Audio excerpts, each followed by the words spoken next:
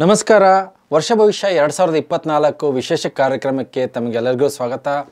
ಧನಸ್ಸು ರಾಶಿ ಧನಸ್ಸು ಲಗ್ನ 2024 ವರ್ಷ ಭವಿಷ್ಯ ಯಾವ ರೀತಿ ಇರುತ್ತೆ ಅನ್ನೋಂತಹ ಸಂಪೂರ್ಣ ಮಾಹಿತಿ ಕೊಡ್ತೀನಿ.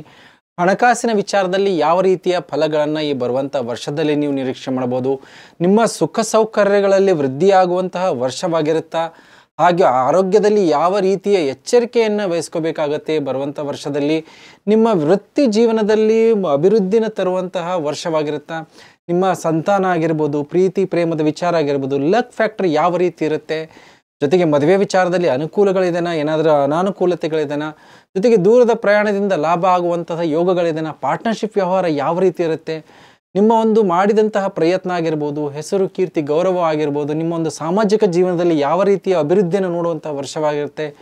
ಕೋರ್ಟ್ ಕಚೇರಿ ವಿಚಾರಗಳಾಗಿರ್ಬೋದು, ಖರ್ಚುಗಳಾಗಿರ್ಬೋದು, ಈ ವಿಚಾರದಲ್ಲಿ ಯಾವ ರೀತಿಯ ಫಲಗಳನ್ನು ನೀವು ನಿರೀಕ್ಷೆ ಮಾಡ್ಬೋದು ಅನ್ನುವಂತಹ ಸಂಪೂರ್ಣ ಮಾಹಿತಿ ವಿಡಿಯೋದಲ್ಲಿ ಕೊಡ್ತೀನಿ.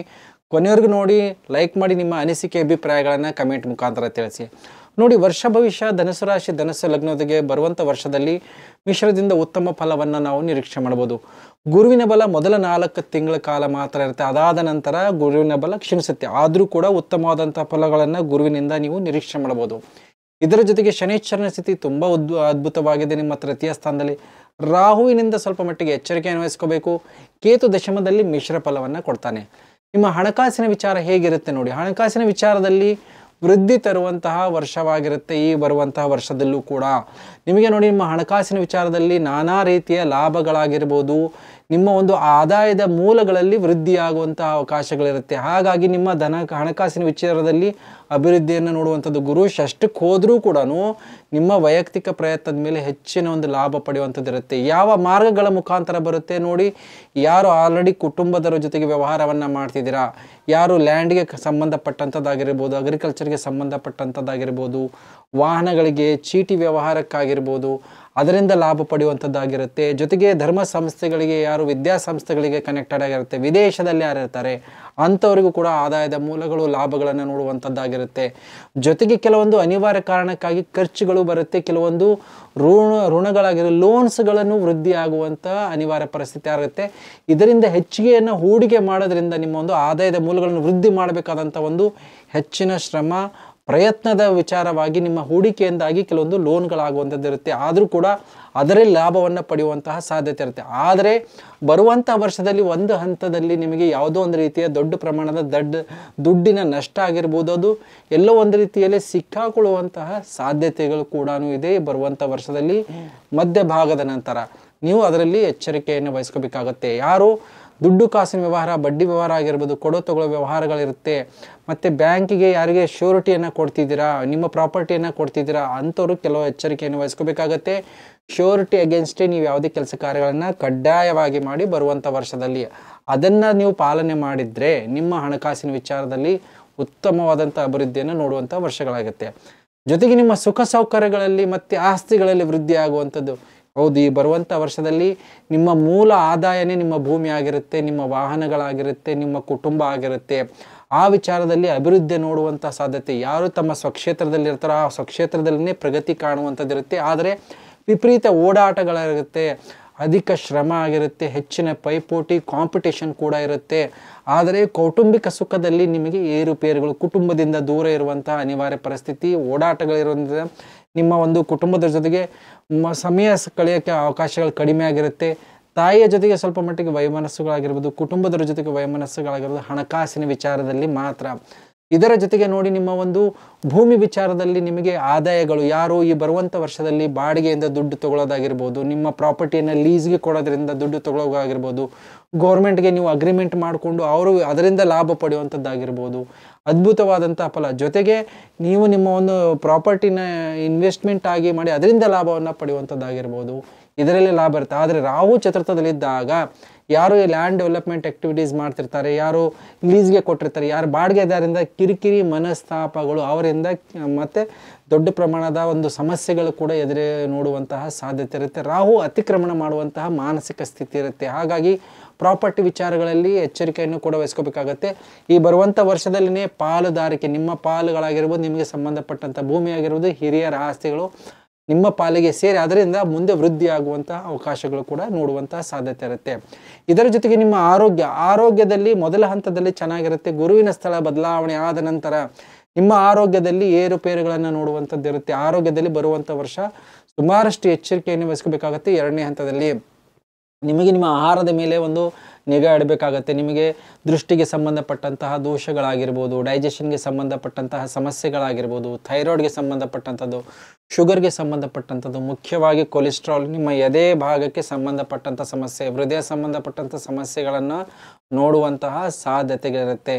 ಇದರ ಜೊತೆಗೆ ನಿಮ್ಮ ಒಂದು ರೋಗದ ಜೊತೆಗೆ ಹೋರಾಟ, ಪದೇ ಪದೇ ಆಸ್ಪತ್ರೆಗಳು ಓಡಾಟಗಳಾಗುವಂಥದ್ದು ಇರುತ್ತೆ. ಕೆಲವೊಂದು ಮಾತ್ರೆಗಳು ಅಂದರೆ ನಿಮಗೆ ಮಿಸ್ಗೈಡ್ ಆಗುವಂತಹ ಸಾಧ್ಯತೆ ಇರುತ್ತೆ. ಯಾವುದೇ ಒಂದು ರೀತಿಯ ಸಣ್ಣ ರೋಗನೂ ಕೂಡ ನಿಮಗೆ ದೊಡ್ಡದಾಗಿ ಬಿಂಬಿಸುವಂಥ ಪ್ರಯತ್ನ ಡಾಕ್ಟರ್ಗಳಿಂದ ಆಗುವಂಥ ಸಾಧ್ಯತೆ. ಹಾಗಾಗಿ ನೀವು ಒಂದಲ್ಲ ಎರಡು ರೀತಿಯ ಕುಲಂಕುಷವಾದಂಥ ಪರಿಶೀಲನೆ ಮಾಡಿಕೊಂಡೇ ಯಾವುದೇ ಒಂದು ಸರ್ಜರಿಗೆ ನೀವು ನಿರ್ಧಾರ ಮಾಡೋದು ಸೂಕ್ತ. ಇಲ್ಲ ಅಂದರೆ ಅದರಲ್ಲಿ ನಿಮಗೆ ಯಾವುದೇ ರೀತಿಯ ಫಲಗಳನ್ನು ನೋಡದೇ ಇರುವಂಥದ್ದು ಕೂಡ ಆಗುತ್ತೆ. ಹಾಗಾಗಿ ಆರೋಗ್ಯದ ಮೇಲೆ ಹೆಚ್ಚಿನ ಗಮನವನ್ನೇ ಕೊಡಬೇಕು.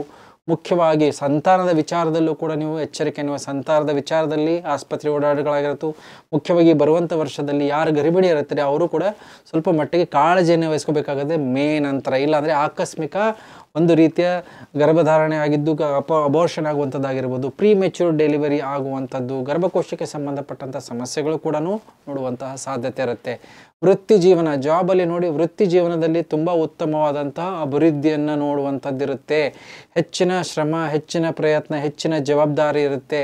ವೃತ್ತಿಯಲ್ಲಿ ನಿಮಗೆ ಒಂದು ಪ್ರಮೋಷನ್ ಆಗಿರ್ಬೋದು, ಒಂದು ಪದವಿ ಆಗಿರ್ಬೋದು, ಕಾಂಪಿಟೇಷನ್ಗೆ ಕೊಡುವಂತಹ ಒಂದು ಜವಾಬ್ದಾರಿ ಇರುತ್ತೆ. ಆದರೆ ವೈರಿಗಳು ಮತ್ತು ನಿಮ್ಮ ಸಹೋದ್ಯೋಗಿಗಳಿಂದನೇ ವಿರೋಧವನ್ನು ವ್ಯಕ್ತಪಡಿಸುವಂಥದ್ದಾಗಿರ್ಬೋದು, ಅವರ ಜೊತೆಗೆ ಹೋರಾಟ ಮಾಡಬೇಕಾದಂಥ ಅನಿವಾರ್ಯ ಪರಿಸ್ಥಿತಿ ಇರುತ್ತೆ. ಮುಖಾಮುಖಿ ಪ್ರದರ್ಶನಗಳು ಜಾಸ್ತಿ ಆಗ್ತಾ ಇರುತ್ತೆ, ವಾದ ವಿವಾದಗಳು ಕೂಡ ಜಾಸ್ತಿ ಇರುತ್ತೆ. ಆದರೆ ವೃತ್ತಿಯಲ್ಲಿ ಪ್ರಗತಿಪರವಾದಂತಹ ಅಭಿವೃದ್ಧಿಯನ್ನು ನೋಡುವಂಥದ್ದಾಗಿರುತ್ತೆ. ವಿದೇಶಕ್ಕೆ ಯಾರು ಪ್ರೈವೇಟ್ ಸೆಕ್ಟರಲ್ಲಿದ್ದಾರೆ ಅವರಿಗೆ ವಿದೇಶದಲ್ಲಿ ಹೋಗಿ ಒಂದು ರೀತಿಯ ವೃತ್ತಿಯನ್ನು ಮಾಡುವಂಥ ಅವಕಾಶಗಳು, ಅದರಿಂದ ಆದಾಯದ ಮೂಲಗಳನ್ನು ಜಾಸ್ತಿ ಮಾಡುವಂಥದ್ದಾಗಿರ್ಬೋದು, ಇದೆಲ್ಲ ಕೂಡ ನೋಡುವಂಥ ಸಾಧ್ಯತೆ ಇರುತ್ತೆ. ಕಾಂಪಿಟೇಷನ್ ಇರುತ್ತೆ ವೃತ್ತಿಯಲ್ಲಿ ನೋಡಿ. ಕೆಲವೊಂದು ಉತ್ತಮವಾದಂತಹ ಪದವಿಗಳು ಬರುತ್ತೆ ಸರ್ಕಾರದಲ್ಲಿ ಇದ್ದವರಿಗೆ, ಆದರೆ ಅದರ ವಿರುದ್ಧ ನಿಮ್ಮ ಒಂದು ವ್ಯಕ್ತಿ ಇರ್ತಾರಲ್ಲ ಅವರು ಕೋರ್ಟ್ಗೆ ಹೋಗುವಂಥದ್ದು, ಎಲ್ಲ ಸ್ಟೇ ತರೋದು, ನಿಮ್ಮ ಜಾಬ್ಗೆ ಅಡೆತಡೆಗಳು ತರುವಂತಹ ಯೋಗಗಳು ಕೂಡ ಈ ಬರುವಂಥ ವರ್ಷದಲ್ಲಿ ನೋಡುವಂತಹ ಸಾಧ್ಯತೆಗಳಿರುತ್ತೆ. ಹಾಗಾಗಿ ತುಂಬಾ ಚಾಣಾಕ್ಷತನದಿಂದ ಅದನ್ನು ಹ್ಯಾಂಡಲ್ ಮಾಡಿದ್ರೆ ಅದರಲ್ಲೂ ಕೂಡ ಯಶಸ್ಸನ್ನು ಕಾಣುವಂಥದ್ದಿರುತ್ತೆ. ಹಾಗಾಗಿ ವೃತ್ತಿ ಜೀವನ ತುಂಬ ಚೆನ್ನಾಗಿರುತ್ತೆ. ನಿಮ್ಮ ಪ್ರೀತಿ ಪ್ರೇಮದ ವಿಚಾರದಲ್ಲಿ ಮತ್ತು ಲಕ್ ಫ್ಯಾಕ್ಟ್ರಲ್ಲಿ ಸ್ವಲ್ಪ ಮಟ್ಟಿಗೆ ಏರಿಳಿತನ ನೋಡ್ಬೋದು. ಮೇವರೆಗೂ ಯಾವುದೇ ರೀತಿಯ ಸಮಸ್ಯೆಗಳಿಲ್ಲ. ನಿಮ್ಮ ಸಂಬಂಧಗಳಾಗಿರ್ಬೋದು, ಪ್ರೀತಿ ಪ್ರೇಮದ ವಿಚಾರದಲ್ಲಾಗಿರ್ಬೋದು, ಲಕ್ ಫ್ಯಾಕ್ಟ್ರ್ ತುಂಬ ಚೆನ್ನಾಗಿರುತ್ತೆ. ಮೇ ನಂತರ ಇಷ್ಟಪಟ್ಟವ್ರ ಜೊತೆಗೆ ಮನಸ್ತಾಪಗಳಾಗುವಂಥದ್ದು, ನಿಮ್ಮ ಪ್ರೀತಿ ಪ್ರೇಮದ ವಿಚಾರದಲ್ಲಿ ದೂರ ಆಗುವಂತಹ ಯೋಗಗಳು ಎರಡನೇ ಹಂತದಲ್ಲಿ ನೋಡುವಂತಹ ಸಾಧ್ಯತೆ ಇರುತ್ತೆ. ಹಾಗಾಗಿ ತಾಳ್ಮೆಯಿಂದ ಅದನ್ನು ವ್ಯವಹಾರ ಮಾಡಿದ್ರೆ, ಇಲ್ಲ ಅಂದರೆ ಅವ್ರ ಜೊತೆಗೆ ಸಂಬಂಧಗಳನ್ನು ನೀವು ನಿರ್ವಹಿಸಿದ್ರೆ ಅದರಲ್ಲಿ ಸ್ವಲ್ಪ ಮಟ್ಟಿಗೆ ಆಗುವಂಥ ಸಮಸ್ಯೆಗಳನ್ನು ಕಡಿಮೆ ಮಾಡಿಕೊಳ್ಳುವಂತಹ ಸಾಧ್ಯತೆಗಳಿರುತ್ತೆ. ಲಕ್ ಫ್ಯಾಕ್ಟ್ರು ನಿಮಗೆ ಮುಂದೆ ಬರುವಂಥ ಎರಡನೇ ಹಂತದಲ್ಲಿ ನಿಮ್ಮ ಶ್ರಮ, ನಿಮ್ಮ ಪ್ರಯತ್ನದ ಮೇಲೆ ನಿಂತಿರುತ್ತೆ. ಯಾವುದೇ ರೀತಿಯ ಕೆಲಸ ಕಾರ್ಯಗಳಲ್ಲಿ ಆಕಸ್ಮಿಕ ಲಾಭದಲ್ಲಿ ಕೊರತೆ ಇರುತ್ತೆ. ನಿಮ್ಮ ಶ್ರಮಕ್ಕೆ ಮತ್ತು ಪೈಪೋಟಿ ಚಾಲೆಂಜಸ್ಸು, ವಿರೋಧಗಳಂತೂ ಇದ್ದೇ ಇರುತ್ತೆ. ಅದರ ಮಧ್ಯೆನೇ ನೀವು ಸಕ್ಸಸ್ಸನ್ನು ನೋಡುವಂತಹ ಸಾಧ್ಯತೆ ಇರುತ್ತೆ. ಮುಖ್ಯವಾಗಿ ಎಜುಕೇಷನಲ್ಲಿ ಯಾರಿರ್ತಾರೆ, ವಿದ್ಯಾಭ್ಯಾಸಕ್ಕೆ ಸಂಬಂಧಪಟ್ಟಂಥದ್ರಲ್ಲಿ ಈ ಬರುವಂಥ ವರ್ಷ ಪ್ರಗತಿಪರವಾಗಿರುತ್ತೆ. ಯಾಕಂದರೆ ನೀವು ತುಂಬಾ ಕಾಂಪಿಟೇಟಿವ್ ಆಗಿರ್ತಾರೆ. ಈ ಬರುವಂಥ ವರ್ಷದಲ್ಲಿ ಪ್ರತಿಯೊಂದು ವಿಚಾರದಲ್ಲೂ ಕೂಡ ವಿದ್ಯಾರ್ಥಿಗಳು ಪೈಪೋಟಿಗೆ ಬೀಳುವಂಥದ್ದಾಗಿರ್ಬೋದು, ಜಿದ್ದಾಜಿದ್ದಿಗೆ ಬೀಳುವಂಥದ್ದಾಗಿರ್ಬೋದು, ಕಾಂಪಿಟೇಷನ್ ಎಕ್ಸಾಮಿನೇಷನಲ್ಲಿ ಅಭಿವೃದ್ಧಿ ನೋಡುವಂಥದ್ದಾಗಿರುತ್ತೆ. ಆದರೆ ರಾಹು ಚತುರ್ಥದಲ್ಲಿ ಇರೋದ್ರಿಂದ ಪ್ರೈಮರಿ ಎಜುಕೇಷನ್ನಲ್ಲಿ ಸ್ವಲ್ಪ ಮಟ್ಟಿಗೆ ಆಕಸ್ಮಿಕ ಏರಿಳಿತಗಳನ್ನು ನೋಡುವಂಥದ್ದಿರುತ್ತೆ. ರಾಹು ನಿಮಗೆ ಎಜುಕೇಷನ್ ಸ್ವಲ್ಪ ಮಟ್ಟಿಗೆ ಡಿಸ್ಟರ್ಬೆನ್ಸ್, ಮನಸ್ಸಾಗಿರ್ಬೋದು, ಯೋಚನೆ ಮಾಡುವಂಥ ರೀತಿ ಆಗಿರ್ಬೋದು. ಅನ್ಯತಃ ನೀವು ಕಾಂಪಿಟೇಷನ್ ಬೀಳಬಾರ್ದು. ವೈಯಕ್ತಿಕವಾಗಿ ಯಾವುದೇ ರೀತಿಯಲ್ಲಿ ಕಾಂಪಿಟೇಷನ್ ಅಲ್ಲ, ನಿಮ್ಮ ವಿದ್ಯೆಗೆ ಸಂಬಂಧಪಟ್ಟಂಥ ಕಾಂಪಿಟೇಷನ್ ಬಿದ್ದರೆ ಉತ್ತಮವಾದದ್ದು. ಸರ್ಕಾರ ಸಂಬಂಧಪಟ್ಟಂಥ ಯಾವುದೇ ಎಕ್ಸಾಮಿನೇಷನ್ಸ್ ಬರುವಂಥ ವರ್ಷದಲ್ಲಿದ್ದರೆ ಅದಕ್ಕೆ ಪಾರ್ಟಿಸಿಪೇಷನ್ ಮಾಡಿ ಅದರಲ್ಲಿ ನೀವು ತಕ್ಕ ಮಟ್ಟಿಗೆ ಉತ್ತೀರ್ಣರಾಗುವಂಥದ್ದಾಗಿರ್ಬೋದು. ಸರ್ಕಾರ ಸಂಬಂಧಪಟ್ಟಂಥ ಉದ್ಯೋಗವನ್ನು ಎಕ್ಸಾಮಿನೇಷನ್ ಪಾಸ್ ಆಗಿ ಪಡೆಯುವಂಥದ್ದು ಯೋಗ. ಯಾಕಂದರೆ ಶನೈಶ್ಚರ ತೃತೀಯದಲ್ಲಿದ್ದಾನೆ. ಹಾಗಾಗಿ ನಿಮ್ಮ ಶ್ರಮಕ್ಕೆ ತಕ್ಕ ಪ್ರತಿಫಲ ಮತ್ತು ಸರಿಯಾದ ರೀತಿಯ ಮಾರ್ಗದರ್ಶನ, ಪ್ರಾಮಾಣಿಕವಾದಂಥ ಒಂದು ಆಯ್ಕೆಯ ಪ್ರಕ್ರಿಯೆ ನಡೀತಾ ಇರುತ್ತೆ. ಹಾಗಾಗಿ ಆದಷ್ಟು ನಿಮ್ಮ ಒಂದು ಪ್ರಯತ್ನದಲ್ಲಿ ಮತ್ತು ಕಾಂಪಿಟೇಷನ್ ಇದ್ದರೆ ಅದರಲ್ಲಿ ವಿನ್ ಆಗುವಂತಹ ಯೋಗಗಳಿದೆ. ಮದುವೆ ವಿಚಾರದಲ್ಲಿ ಮೊದಲ 4 ತಿಂಗಳ ಕಾಲ ತುಂಬ ಉತ್ತಮವಾದಂಥ ಅವಕಾಶಗಳಿದೆ. ಪಾರ್ಟ್ನರ್ಶಿಪ್ ವಿಚಾರದಲ್ಲೂ ಕೂಡ ಯಾವುದೇ ರೀತಿಯ ತೊಂದರೆ ತಾಪತ್ರಗಳಿಲ್ಲ. ಆದರೆ ಮೇ ನಂತರ ಆಗುವಂತಹ ಮದುವೆಗಳಲ್ಲಿ ವಿಳಂಬಗಳಾಗುವಂಥದ್ದಾಗಿರ್ಬೋದು, ಪೋಸ್ಟ್ಪೋನ್ ಆಗುವಂಥದ್ದಾಗಿರ್ಬೋದು, ಮದುವೆ ವಿಚಾರದಲ್ಲಿ ಯಾರಿಗಾದರೂ ಆಲ್ರೆಡಿ ಮನಸ್ತಾಪಗಳು ಹಸ್ಬೆಂಡ್ ವೈಫಲ್ಲಿ ಇದ್ದರೆ ಅದು ಸ್ವಲ್ಪ ಮಟ್ಟಿಗೆ ವಿರೋಧ ಆಗುವಂಥದ್ದಾಗಿರುತ್ತೆ.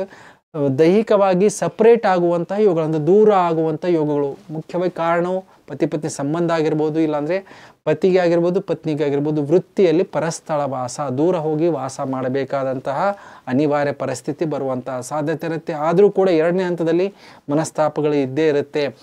ಪಾರ್ಟ್ನರ್ಶಿಪ್ ವ್ಯವಹಾರ ಆಗಿರ್ಬೋದು, ಈ ವಿಚಾರದಲ್ಲಿ 2ನೇ ಹಂತದಲ್ಲಿ ಯಾವುದೇ ರೀತಿಯ ಹೊಸ ಕಾರ್ಯಾರಂಭ ಮಾಡೋದಕ್ಕಿಂತ ನಿಮ್ಮ ವೈಯಕ್ತಿಕವಾದಂತಹ ಸಾಮರ್ಥ್ಯದ ಮೇಲೆ ನೀವು ಕೆಲಸ ಕಾರ್ಯಗಳನ್ನು ಮಾಡಿ, ಬಿಸ್ನೆಸ್ ಮಾಡಿ ಅದರಲ್ಲಿ ಲಾಭ ಬರುವಂಥದ್ದಿರುತ್ತೆ.